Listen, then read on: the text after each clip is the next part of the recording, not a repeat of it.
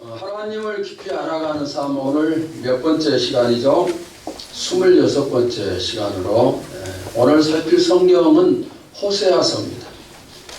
하나님이 우리 삶의 주관자이심을 믿습니까? 성경은 우리의 생사화복이 하나님께 달려있다 이렇게 말씀하고 있고, 또 저도 수없이 그 사실에 대해서 말씀을 드렸습니다. 하나님이 우리의 주권자이시기 때문에 우리의 미래가 그분께 달려있습니다. 하나님의 계획을 세우시고 하나님이 그 계획을 이루십니다. 그리고 하나님의 계획은 항상 합력하여 선을 이루신다는 사실을 우리가 너무나 잘 알고 있습니다. 그런데 가끔은 우리에게 이해가 되지 않는 그런 경우가 있습니다. 하나님께서 하나님답지 않는 일을 하시는 것 같은 그런 때가 있어요. 물론 지나고 나면은 하나님이 왜 그때 그렇게 하셨는가 전부 이해가 되지만은 현재에는 이해가 되지 않는 그런 일들이 많이 일어나고 있습니다. 우리만 그런 게 아니에요. 성경 속에 기록된 위대한 신앙인들도 하나님이 하신 일에 대해서 이해가 되지 않아서 고민하고 또 하나님께 질문한 그런 부분들이 많이 나오는 것을 볼 수가 있습니다. 성경은 우리에게 말씀하죠. 울며 씨를 뿌리러 나가면 기쁨으로 단을 거두리라 말씀하고 있습니다. 또 하나님을 잘 섬길 때 자손 되도록 복을 받으리라 말씀하고 있고, 그 반대로 하나님을 거역했을 때 자손 되도록 저주를 받으리라 그런 말씀도 있습니다. 그래서 하나님을 믿는 사람은 형통의 축복을 누리고 믿지 않는 사람은 저주를 받고, 이런 가르침이 있지만은 그러나 우리 주변을 살필 때 오히려 이 가르침과는 반대되는 그런 현상들이 많이 일어납니다. 악인이 핍박을 받는 게 아니고 믿는 자가 핍박을 받고, 믿는 사람이 형통한 게 아니라 악인이 형통하고, 이런 일들이 많이 반복이 됩니다. 오늘 살필 호세아서도 마찬가지예요. 호세아서의 내용이 무엇입니까?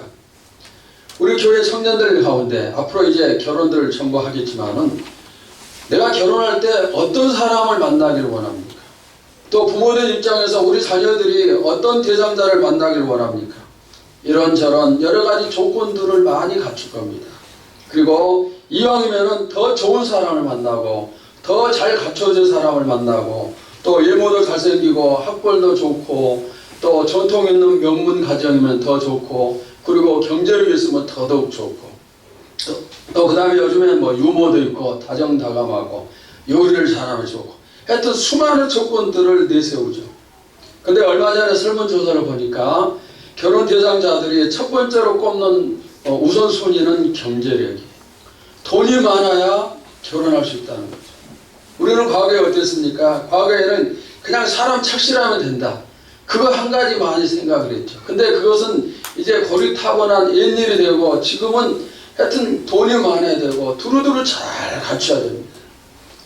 물론 하나님이 각자 짝 지어놓은 그런 이제 짝이 있겠지만은 이왕이면은 더 잘 갖춰진 그런 사람을 만나고 싶다, 이런 꿈들을 가지고 있습니다.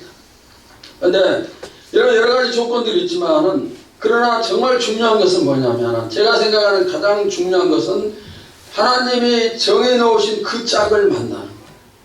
하나님은 나를 위해서 정해놓으신 짝을 만나는 것이 제일 좋은 것이다, 그렇게 생각을 합니다.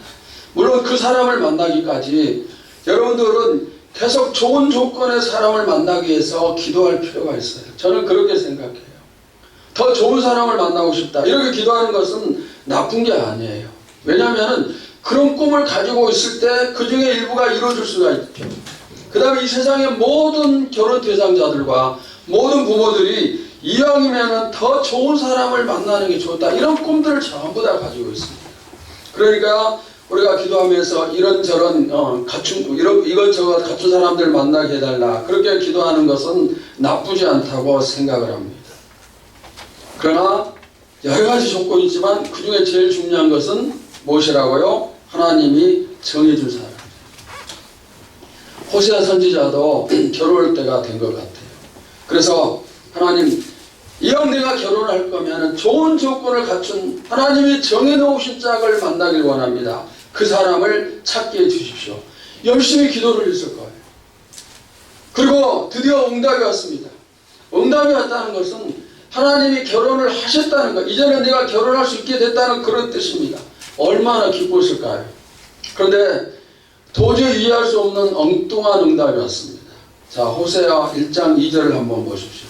우리 다 같이 함께 봅시다. 1장 2절 시작. 여호와께서 처음 호세아에게 말씀하실 때 여호와께서 호세아에게 이르시되 너는 가서 음란한 여자를 맞이하여 음란한 자식들을 낳으라. 이 나라가 여호와를 떠나 크게 음란함이니라 하시니. 자, 하나님이 추천하시고 정해놓으신 호세아의 짝이 어떤 사람이에요? 어떤 사람입니까? 음란한 여인, 음란한 여인. 이건 아주 놀라가 자빠질 일이에요. 하나님이 어찌 선지자에게 이런 여자와 결혼하라고 하시는가? 만약에 이 응답이 호세아가 아니고 여러분에게 이 응답이 왔을 때 어떻게 하시겠습니까? 아마 내가 차라리 결혼을 하지 않으면 안 했지 결혼을 할 수 없다 이렇게 이제 생각을 할 겁니다. 그런데 여기 이 음란이라는 단어를 원어 성경적으로 해석하면 더 심각해요. 어떤 뜻이냐면은 그 여인, 고멜이라는 여인의 마음에 단순히 음탕한 마음을 품고 있다는 그런 뜻이 아니고 행동으로 음란을 행했다는 것이에요. 이미 행한 사람이에요. 그리고 이 음란이라는 단어는 복수형으로 기록되어 있어요. 이것은 무슨 뜻이냐면은 과거에, 지금도 마찬가지지만 계속해서 음란한 행위를 해온 사람이에요. 그러니까 쉽게 설명하면은 창기와 같은 그런 여인이라 이렇게 말할 수가 있습니다. 자, 가늠죄를 일상에서 살아가는 그 사람과 결혼할 수가 있습니까? 못하겠죠. 그런데 하나님은 그런 여인을 기도하는 호세아에게 응답을 하시고 명령을 하셨습니다. 호세아는 거룩하게 살아가야 될 선지자예요. 그러면 그의 아내도 거룩함을 뒷받침을 해줘야 되겠죠. 그런데 그게 아니었습니다. 그 다음에 거기서 끝나지 않고 더 기가 막힌 일이 있는데, 자, 1장 2절 여기 보시면 음란한 여자를 맞이하여 그런 표현이 있어요. 여기 맞이하여 이 뜻을 원어로 살피면 무슨 뜻이냐면은 여인의 부모에게 지참금을 주고 그 여인을 데려오라 이런 뜻이에요. 그러니까 음란한 여인에게 돈까지 지불하고 데리고 와서 결혼을 하라는 그런 뜻입니다. 그러면은 이 같은 하나님의 명령 앞에서 호세아가 보인 반응이 무엇입니까? 자, 1장 3절을 보십시오. 이에 그가 가서 디블라임의 딸 고멜을 맞이하였더니 고멜이 임신하여 아들을 낳으며. 뭐 했습니까? 순종했어요. 순종해서 고멜이라는 여인을 데리고 와서 결혼을 하고 그 다음에 아들을 낳습니다. 계속 이어지는 말씀을 보면 딸도 낳습니다. 여기까지는 괜찮아요. 과거에 어찌됐든 간에 결혼하기 이전의 생활이기 때문에 상관없을 수 있습니다. 결혼하고 난 다음부터 바르게 잘 살면 되는 겁니다.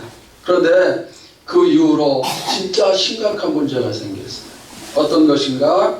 호세아 3장 들어서면 고멜이 옛 습관을 버리지 못하고 남편과 자식을 버리고 다른 남자에게 가서 음행을 일삼는 그런 모습이 나옵니다. 호세아가 더 이상 참을 수가 없죠. 어떻게 참겠습니까? 그런데 그때 하나님의 명령이 또 내립니다. 호세아야, 너는 그녀를 데리고 와서 다시 아내로 삼으라, 집으로 데려오라, 이렇게 명령을 합니다. 그래서 호세아가 그 고멜을 데리고 있는 남자에게 또다시 돈을 지불하고 집으로 데리고 오는 겁니다. 용서할 수 없는 사건이지만 하나님이 명령을 하셨기 때문에 거기에 순종을 합니다. 우리에게 이런 일이 일어나면 백이면 백 다 순종할 수 없죠. 어떻게 이런 일이 일어나고 어떻게 또 이런 명령이 우리에게 주어질 수가 있습니까? 명령이 내린다 할지라도 어떻게 따를 수가 있나요? 호세아는 하나님이 왜 이렇게 하시는가 그 이유를 알지 못했어요. 그러나 하나님이 명령하셨기 때문에, 내가 신실하다고 믿는 하나님이 명령하셨기 때문에 그 명령에 먼저 순종을 하는 거예요.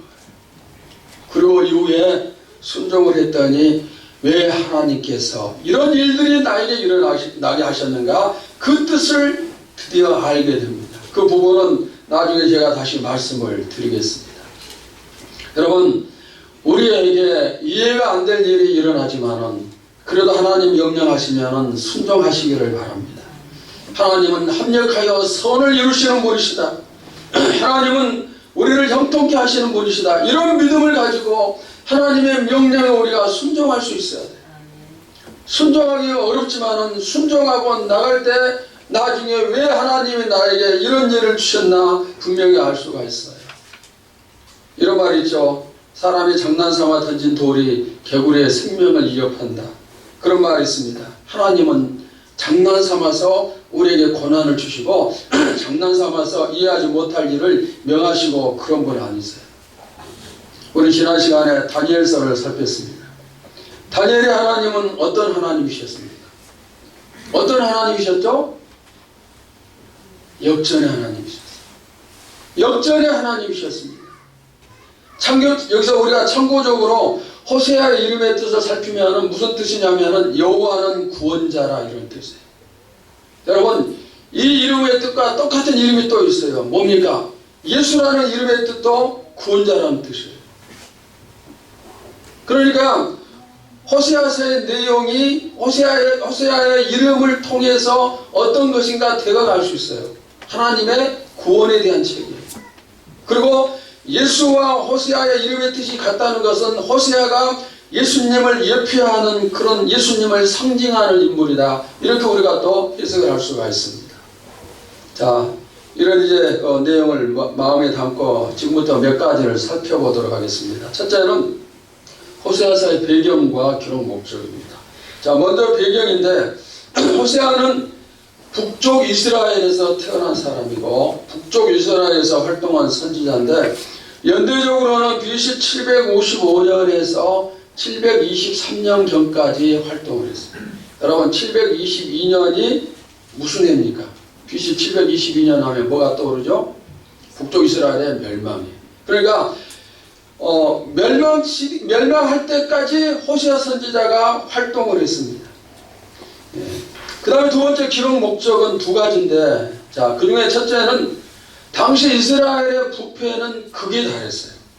그래서 결국에는 하나님의 심판을 받고 멸망받을 수밖에 없다. 이것을 깨우치기 위해서 호세아서가 기록되어 있습니다. 죄가 너무 많으니까 심판을 당한다.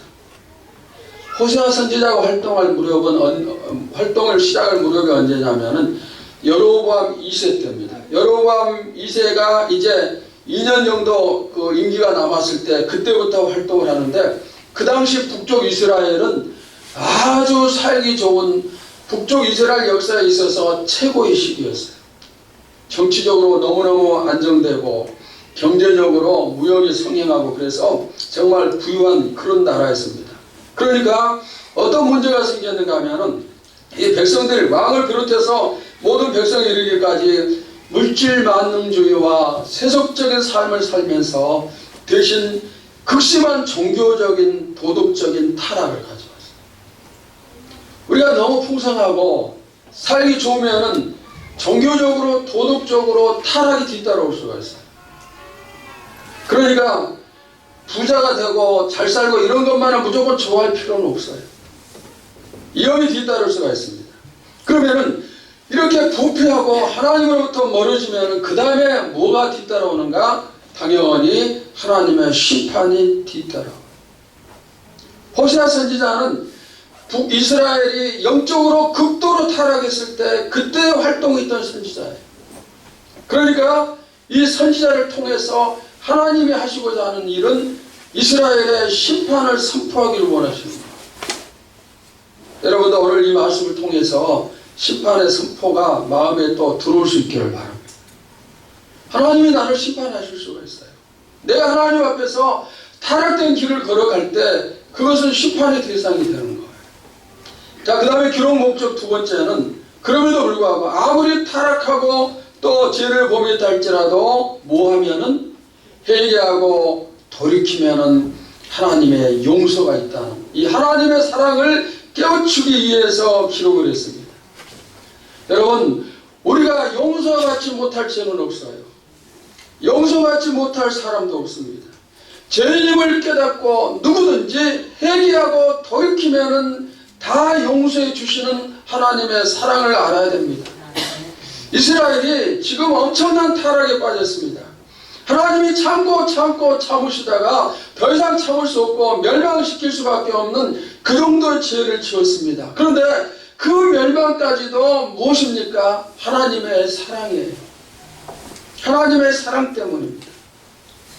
멸망을 시키더라도 깨닫고 돌이키길 원하시는 하나님의 깊은 섭리가 심판의 멸망 속에 포함되어 있어요. 여러분은 하나님의 사랑을 제대로 체험을 해봤습니까?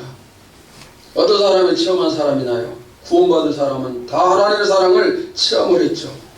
그렇다면 여러분들이 구원만 받았다면 하나님의 사랑을 체험한 사람인데, 우리가 구원받기 전에 내 모습이 어떤 모습이었는지, 내가 얼마나 흉악한 죄인이었는가 여러분 깨달았을 거예요. 그러니까 회개하고 구원을 받은 것이죠. 정말 우리의 영원히 멸망당할 수밖에 없는 그런 죄악 속에 우리가 거했지만은, 그러나 주님은 용서해 주셨습니다. 우리 영혼은 구원을 받았습니다. 하나님이 오늘도 우리가 죄인임을 깨달으면서 회개의 축복을 누릴 수 있게 해주시기를 소원합니다.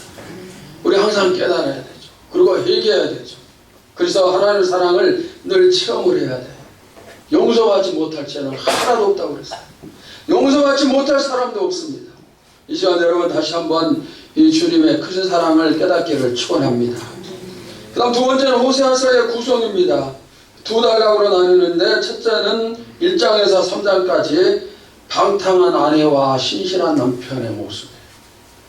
호세아가 고멜과 결혼하는 모습이 나오고, 그 이후에 다시 타락한 고멜의 모습이 나오고, 그 다음에 회복되는 고멜의 모습이 나와요. 이것이 1단락의 내용입니다. 두 번째 단락은 4장에서 14장까지인데, 타락한 북이스라엘과 신실하신 하나님의 모습이에요. 고멜의 모습이 이스라엘의 모습이었어요. 그 다음에 호세아의 모습이 하나님의 사랑을 예표하는 그런 모습이었어요. 자, 세 번째로 핵심절과 핵심 단어입니다. 핵심절은 호세아 6장 3절과 10장 12절이에요. 자, 우리 6장 3절, 10장 12절 아까 본문 봤었는데 다시 한번 같이 보도록 합시다. 시작. 그러므로 우리가 여호와를 알자, 힘써 여호와를 알자. 그의 나타나심은 새벽빛같이 어김없나니 비와 같이 땅을 적시는 늦은 비와 같이 우리에게 임하시리라 하니라. 10장 12절도 봅시다. 너희가 자기를 위하여 공의를 심고 인애를 거두라. 너희 묵은 땅을 기경하라. 지금이 곧 여호와를 찾을 때니 마침내 여호와께서 오사 공의를 빛처럼 너희에게 내리시리라. 우리를 향해서 하나님을 알고 찾으라고 말씀합니다. 이 세상의 유일한 소망은 하나님뿐이십니다. 왜? 그분만이 구원을 주시기 때문에. 하나님을 통하지 않고 구원의 길은 없습니다. 하나님 외에 우리 죄를 용서해 주실 수 있는 분은 아무도 없습니다. 오직 하나님뿐이시고 이 하나님을 만나는 사람만 살 수가 있습니다. 호세가 사역을 시작하던 이스라엘의 시기는 정치적 경제적으로 부유하고 안정됐다고 했습니다. 그런데 부유함과 안정됨과 평안함이 그들을 계속 살게 만들어주는 게 아니에요. 왜?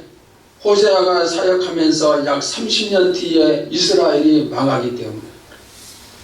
그러니까 정치도 경제도 사람을 살리는 그런 것이 될 수가 없습니다. 우리를 구원하는 것은 정치가 아니고 돈이 아니에요. 하나님을 아는 데서부터 구원이 시작이 되어집니다. 우리가 하나님을 아는 일에 힘을 써야 돼요. 알아야 구원을 받고 알아야 믿음 생활을 하기 때문에 그렇습니다. 여러분이 이미 구원을 받은 성도로서 이후에도 계속해서 하나님을 알기에 힘을 써야 돼요. 하나님을 아는 지식은 가장 귀한 것입니다. 가장 복된 것입니다. 그러면 어떻게 해야 하나님을 잘 알 수가 있습니까? 그것은 하나님과 항상 동행할 때 알 수가 있어요.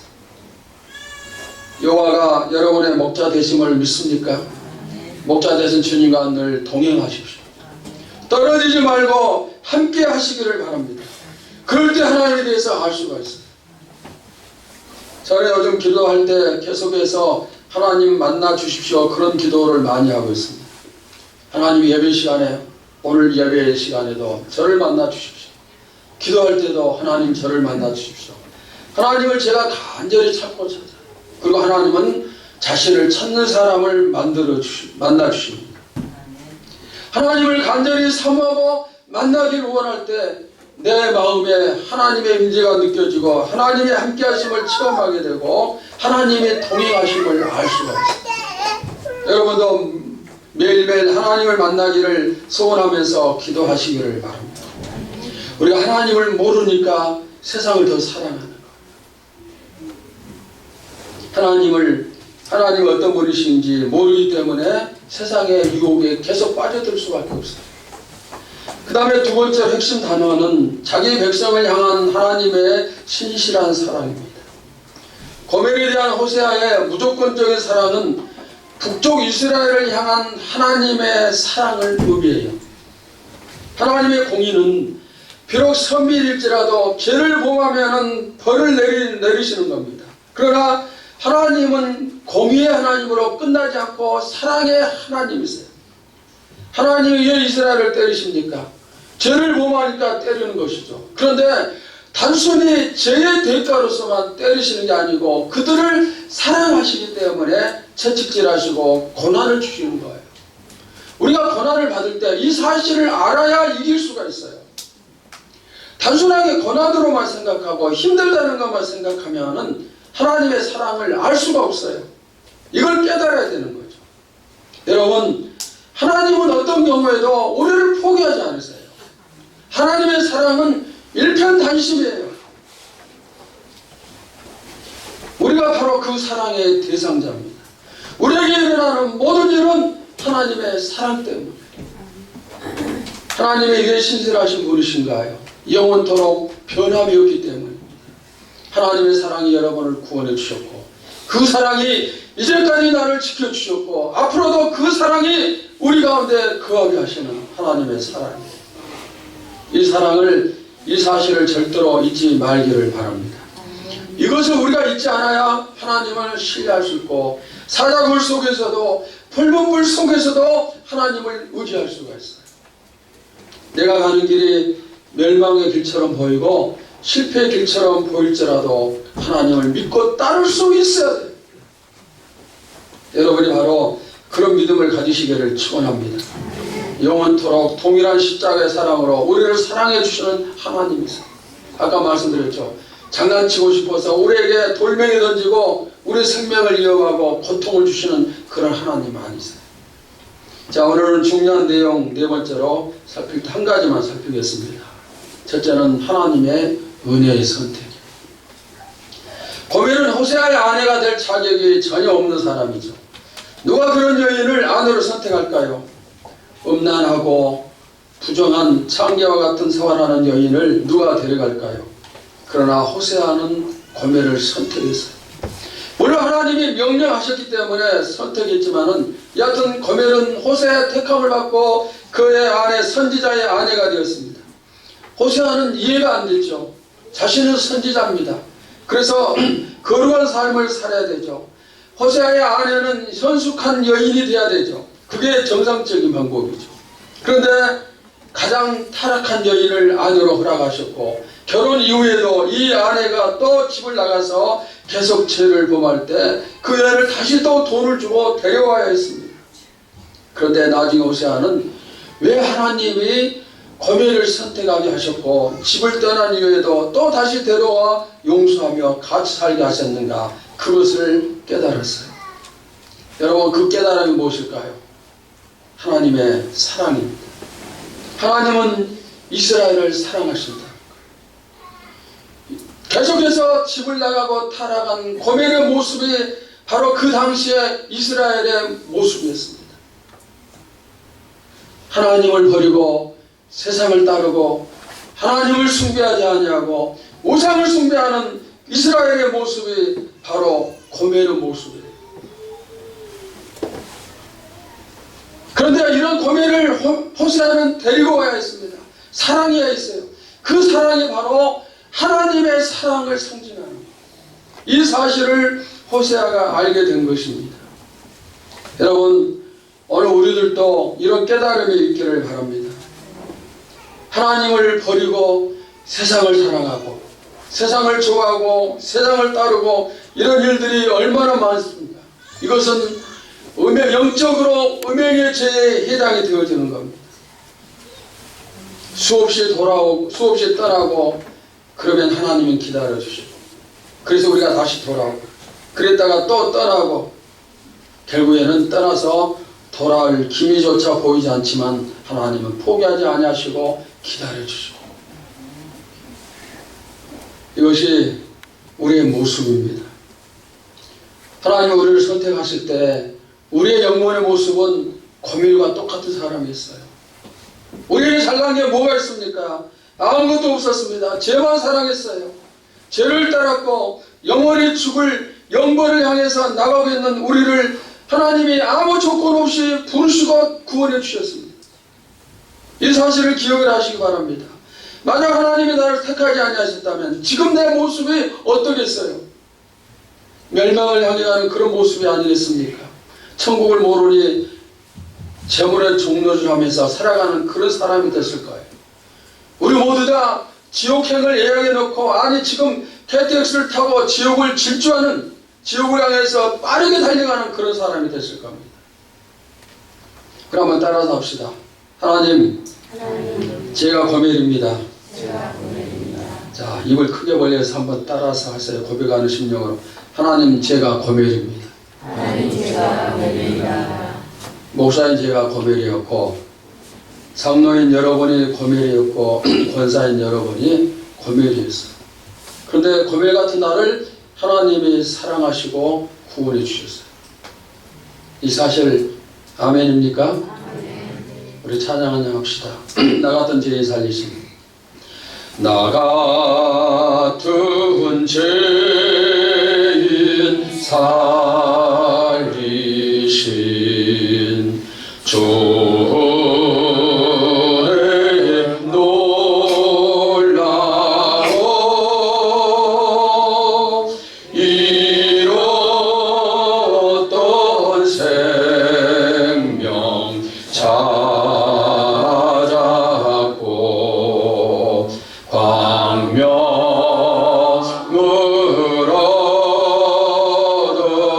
얻었네. 여러분, 이 사실을 깨달은 성도답게 하나님의 마음을 아프게 하지 말기를 바랍니다. 고멜처럼 다시 세상을 향해서 떠나지 마십시오. 하나님은 우리를 사랑하십니다. 그 사랑은 하나뿐인 아들을 죽이고 우리를 살린 사랑, 이런 사랑은 어디도 없어요. 그런데 우리는 이 사랑을 받았으면서 아직도 세상을 사랑하고 수시로 하나님을 버리고 세상으로 향하는 그런 모습을 하나님께 보이고 있어요. 그때 하나님의 마음이 얼마나 아프겠습니까? 여러분은 하나님을 아프게 하는 성도가 아니라 하나님 마음에 기쁨과 보람을 드리는 성도가 되시기를 바랍니다. 하나님은 뭐예요? 사랑. 아까 말씀드렸죠. 하나님이 하시는 모든 일은 전부 다 사랑이에요. 단 하나도 빠짐없이 우리를 사랑하시기 때문에 모든 것이 전부 다 사랑입니다. 나는 전혀 자격이 없는데 택하고 구원해 주셨어요. 그리고 나의 집은 영원한 천국입니다. 그곳은 눈물이 없고 아픔이 없다고 그랬어요. 사자굴 속에 어린아이가 손 놓고 장난쳐도 물지 않는 곳이라고 했습니다. 고통이 없는 곳, 눈물이 없는 곳, 은혜와 평강과 축복이 있고 무엇보다도 나의 십자가 되신 예수 그리스도와 더불어서 함께 살 수 있는 그곳, 영원히 사는 그 천국을 바라보며 세상에 빠져있는 여러분의 발을 빼시기를 바랍니다. 이 시간 여러분에게 제가 다시 한번 간절히 요청합니다. 고멜과 같이 세상을 사랑하는 영적 간음에 빠져 있다면 돌이키세요. 이 시간 회개하고 하나님께 나오시기 바랍니다. 우상숭배에서 벗어나시기 바랍니다. 무엇이 우상숭배입니까? 하나님보다 더 사랑하는 모든 것이 바로 우상을 숭배하는 거예요. 요즘에는 자녀가 우상이에요. 하나님보다 자녀가 우위에 있습니다.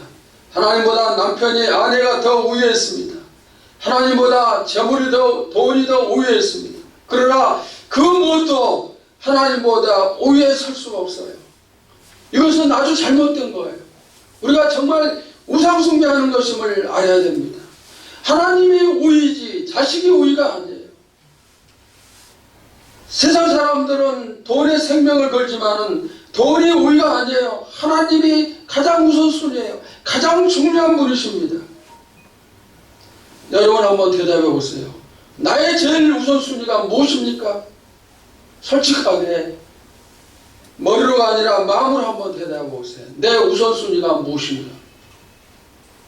입술로는 하나님이지만 실제로는 내 마음으로는 뭐가 1등입니까? 뭐가 최고로 중요한가요? 이 질문 앞에 하나님이라고 대답할 수 있기를 바랍니다. 하나님, 당신이 나의 첫 번째 우선순위입니다. 하나님, 당신이 나에게 가장 소중한 분입니다. 하나님, 내가 당신을 가장 사랑합니다. 이런 고백이 있기를 바랍니다. 호세아 시대와 우리 시대가 너무나 비슷하죠. 그리고 호세아 얘기는 우리의 얘기입니다. 교회도 마찬가지예요. 교회가 어떻게 하면 부흥할까? 오로지 부흥만 생각하고 있어요. 그것 때문에 많은 교회들이 상처를 받아요. 수단과 방법을 가리지 않고 남의 교회의 교인 뺏기 위해서 비방을 하고, 저도 우리 교회에 대한 근거 없는 비방을 얼마나 많이 들었는지 몰라요. 또 물질의 축복만 받으면 된다는 물질의 우상에 교회도 성도들도 푹 빠져 있어요. 교회 다니고 신앙생활하는 목적이 오로지 이 땅에서 형통함이 있어요.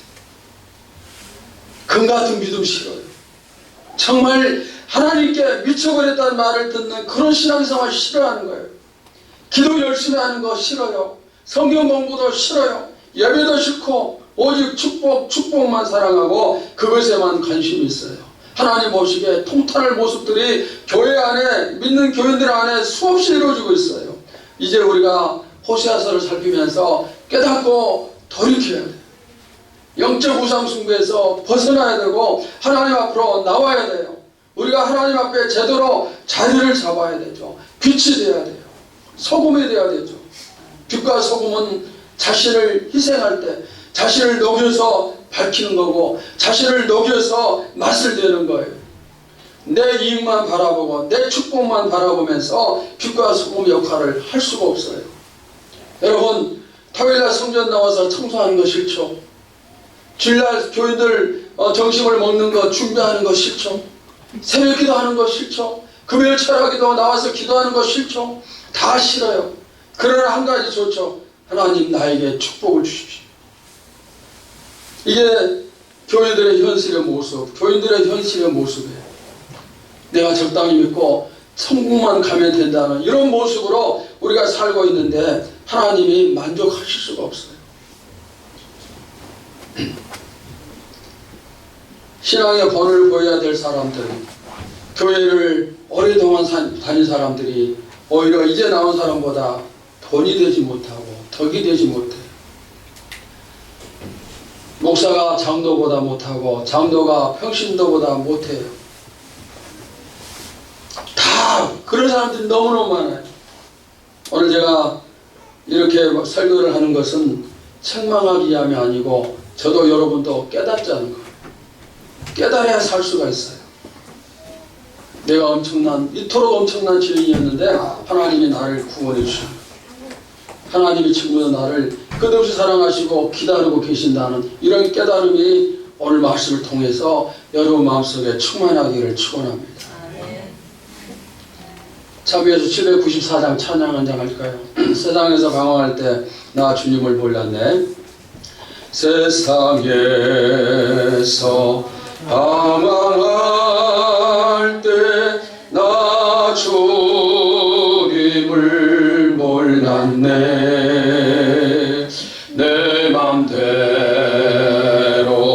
고집하며 온갖 죄를 저질렀네. 예수여, 이 죄인도 용서받을 수 있나요? 벌레만도 못한 내가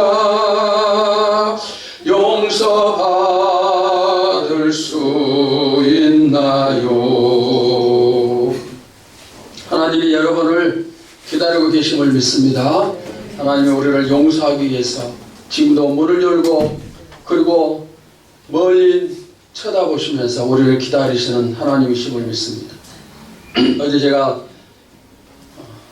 오늘 주일을 준비하면서 홈페이지, 우리 교회 홈페이지에 올라온 영상 한 편을 봤어요. 그것은 제1회 사정적 프로젝트 세미나의 모습이었어요.